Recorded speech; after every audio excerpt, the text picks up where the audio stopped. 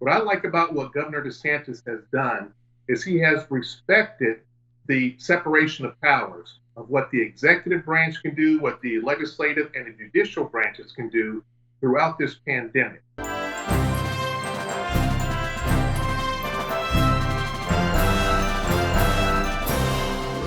I'm Dr. Duke, and this is Constitution Corner, joined by Mike Hill, State Representative, State of Florida, 1st District. You've got an election coming up. We want to make sure that all Floridians get out and vote, do the right thing.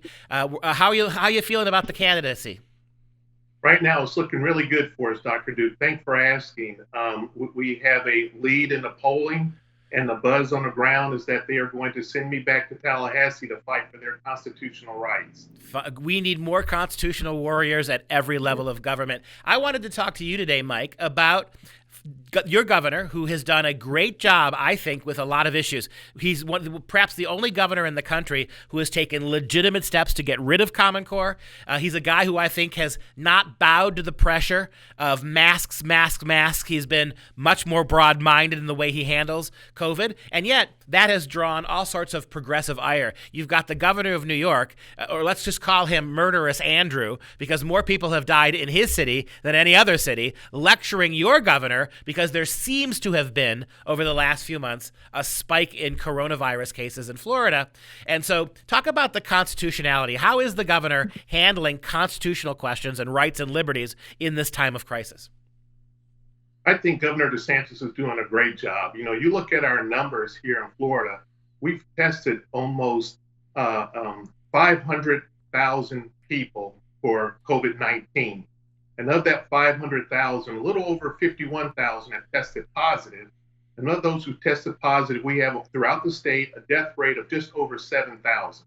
So you divide 7,000 into 50,000 who tested positive, that's 0.14. Much lower than New York. Governor Cuomo has absolutely nothing to stand on to try and attack our governor. What I like about what Governor DeSantis has done is he has respected the separation of powers of what the executive branch can do, what the legislative and the judicial branches can do throughout this pandemic. He is keeping the Constitution in mind. He is allowing more local control as to what's going to remain open or what's going to remain closed. He has not issued a statewide mask mandate. He's leaving that to the local counties, which I think is the constitutional way to go. You act as giving the power to the people instead of he having a draconian approach, as we've seen in New York, California, and Michigan, which are having disastrous results. Well, and you live in Florida, a state where there has been a lot of COVID fraud, if we may coin a term, where pretty much all sorts of deaths that were not even COVID related have been attributed to COVID. Where are you with the investigation into that? And do you think this was primarily politically motivated against the governor? I'm not so sure if it's more politically motivated as it is economically motivated, because we know that if someone is admitted into the hospital, and they receive funding from the government, and the funding that they receive for someone who tests positive for COVID is 10 times the amount that they receive if they test for something such as the flu or pneumonia or any other event. So I think it is more economically driven, even though those on the left are trying to use this as a political bludgeon also to try and stop our schools from opening in the fall. The governor has already declared we are going to open our school. And so we have the teachers union and others who are trying to say it's not safe when in fact we know that it is. You know, it's a funny thing. Same thing happening here. We have a Democrat governor. Teachers all want to stay home. And fine, stay home, but then let's give them a cut of pay, right? Because that's a lot. That is a different kind of job than the one they were hired for. It seems to be that if governors all across the country said, fine, stay home, we're going to pay you, prorate you what we're paying you, I'd be willing to bet that most of those terrified teachers would come right back to the classroom.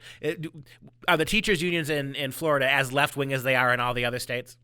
Oh, yes, they are. But thank goodness they don't have the power as there are in other states.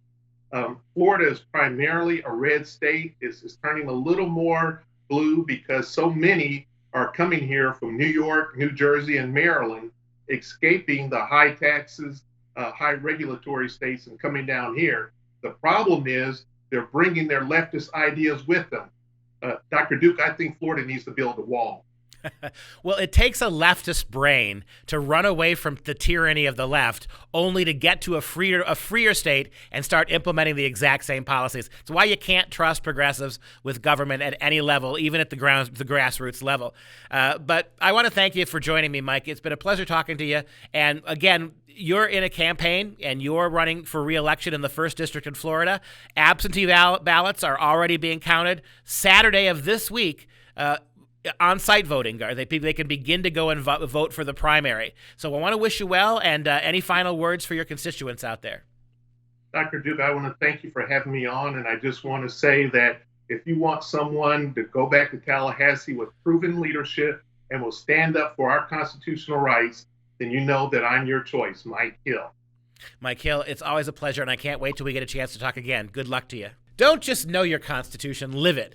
This has been the Liberty News Hour. As always, you can go to thenewamerican.com and jbs.org for more information on these topics, as well as more shows.